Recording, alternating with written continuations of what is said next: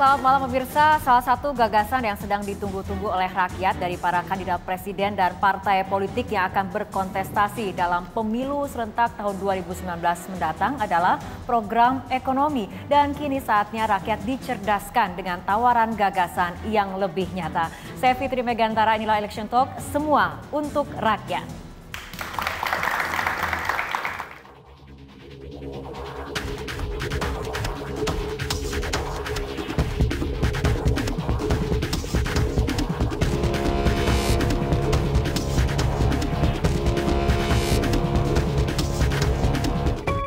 Berapa ini? Goceng aja Pak, kalau Pak Jokowi yang beli. Goceng? Goceng aja, ada murah.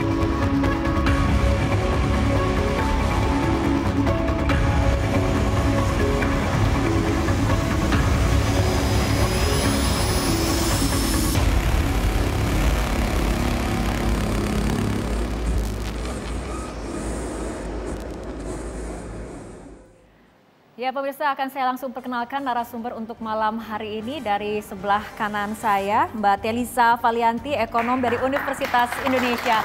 Selamat malam Mbak Telisa, apa kabar? Oke, dan di sebelahnya ada Mas Kodari, Direktur Eksekutif Indobarometer. Selamat malam Mas Kodari. Oke, dari sebelah kiri saya kita akan mulai dari Kang Maman Imanul Haq, Dewan Syuro DPP PKB. Selamat malam Kang Maman.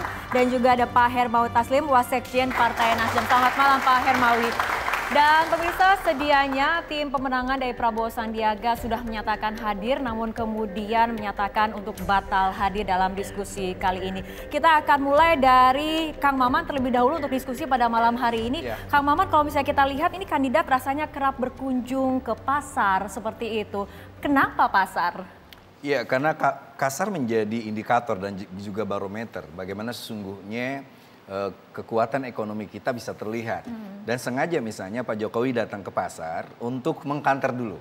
Mengkanter pihak 02 yang selalu perasaan masuk pasar lalu bilang statement bahwa tempe tipis ATM, segala mahal. Tapi ternyata dibuktikan itu enggak. Ini artinya saling berkunjung ke pasar seperti itu, iya, Kang tetapi Maman? yang ingin dipesankan oleh pasangan 01 Pak Jokowi sebenarnya adalah yang pertama, kita punya makroekonomi yang sehat dan fundament yang kuat di tengah gejolak global. Sehingga kalau orang ngomong soal mahal harga, ibu-ibu menjerit dan sebagainya, itu tentu hoax, itu fitnah. Karena kita melihatnya dari inflasi yang rendah dan kita tahu bahwa sesungguhnya kita pada posisi on the track dalam ekonomi. Tentu ini pesan ini harus sampai karena kita ingin melanjutkan di periode kedua untuk menguatkan kembali Indonesia tinggal landas menjadi negara yang maju, Indonesia yang maju. Baik, Pak Hermawi. Ya, jadi berkunjung ke pasar bukan saja hanya pada saat kampanye. Pak Jokowi sejak menjadi wali kota ini sudah menjadi habit beliau. Dan di pasar itu beliau berdialog, berinteraktif. Di pasarlah beliau mendapat data-data konkret yang terukur langsung dari konsumen. Sekaligus seperti dikatakan Kang Maman tadi, menunjukkan kepada pihak-pihak yang bersuara minor itu bahwa ini loh sebenarnya masyarakat. Jadi memang tujuannya adalah untuk mengcounter seperti itu? Ini sudah menjadi kebiasaan beliau, sekaligus biar masyarakat yang membantah. Dan jangan lupa, sejak di era Jokowi, nanti Pak Kudori bisa memberi tambahan, ada banyak tambahan pasar, terutama di daerah-daerah perbatasan. Daerah-daerah perbatasan seperti minggu lalu saya juga jelaskan di sini. Sekarang daerah perbatasan kita itu sudah menjadi etalase yang indah. Dulu itu menakutkan, orang tidak mau, lampu mati. Sekarang sudah menjadi tempat rekreasi. Bahkan warga penduduk dari negara lain sudah datang ke situ.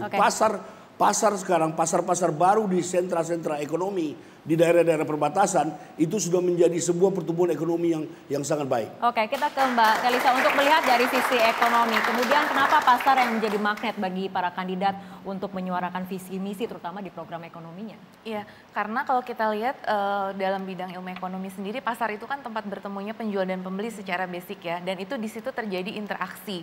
Dan kemudian tadi apakah benar bahwa pasar itu bisa menggambarkan kondisi makroekonomi? Kalau kita melihat mungkin karena salah satu kritik yang selalu disampaikan oleh kompetitor dari incumbent itu adalah bahwa ini Pak Jokowi concern dengan ekonomi kerakyatan kan. Nah, makanya itu pasar menjadi fokus. Nah, oleh pesaing pun pasar dijadikan fokus karena kan tadi memang Pak Jokowi sudah terkenal sebagai yang sering belusukan ke pasar. Makanya itu juga pasar itu juga yang diharapkan juga bisa memberikan sinyal-sinyal dan interaksi tadi. Nah, kemudian kritik yang lain dari masyarakat adalah selalu terkait dengan harga. Nah, jadi kenapa ke pasar? Karena pasar itu diharapkan bisa mencerminkan harga tadi. Jadi makanya tadi kan ada pernyataan bahwa ingin mengcounter bahwa yang dibilangkan ada grup emak-emak dan sebagainya yang mengcounter bahwa harga itu mahal. Nah, itu di counter itu dengan di pasar ternyata setelah diblusukan ternyata harga tidak semahal seperti yang disampaikan. Nah, tapi pendekatan ekonominya menjadi serupa walaupun tidak sama seperti itu, Mbak. Iya, betul. Jadi artinya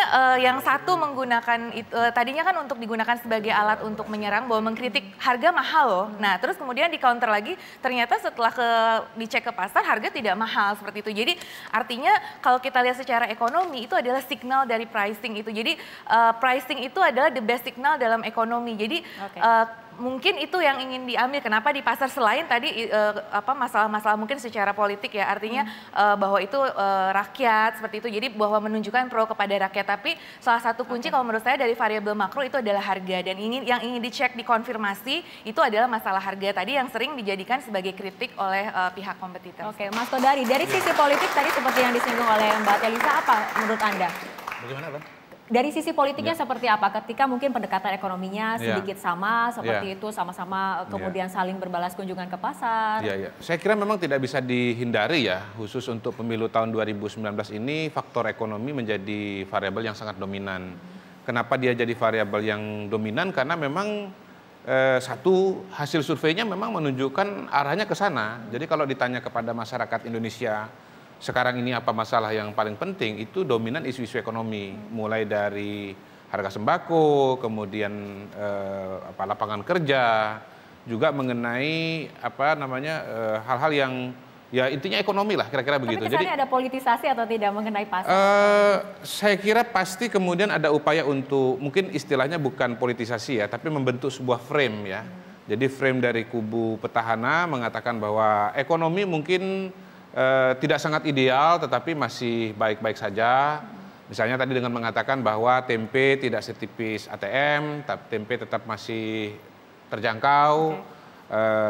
Kemudian harga telur misalnya juga masih terjangkau, tidak semahal seperti yang disampaikan oleh calon yang lain atau beredar di grup WA atau beredar di media sosial. Dan ya sebaliknya itu yang di-frame oleh kalangan oposisi begitu. Jadi menurut saya memang pada tahun ini pasar menjadi arena kontestasi yang sentral. Dia menjadi panggung.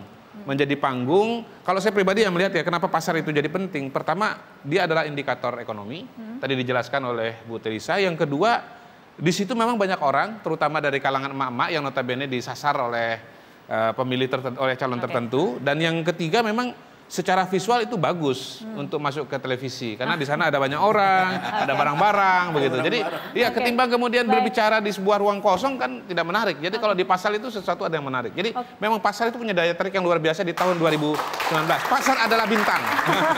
Daya tarik yang luar biasa. Tapi Kang Maman ketika kemudian ingin mengcounter isu ekonomi, apakah kemudian strateginya memang harus sama-sama dengan belusukan ke pasar atau sebetulnya diperlukan terobosan yang lain sebetulnya? Enggak, sebenarnya kalau kita lihat Pak Jokowi yang memang konsisten ya. Pertama, dia konsisten menjadi pemangku atau pemegang amanat konstitusi. Konstitusi itu isinya dua. Satu, penegakan hak asasi manusia, bagaimana manusia Indonesia dipenuhi kebutuhannya. Yang kedua adalah memberikan kesejahteraan. Nah, sebagai pemegang amanat konstitusi itu, maka Jokowi dari awal ketika jadi wali kota, lalu jadi gubernur dan hari ini jadi presiden dan akan jadi presiden untuk periode kedua, itu adalah memegang prinsip kesederhanaan. Dia belusukan ke pasar dan sebagainya.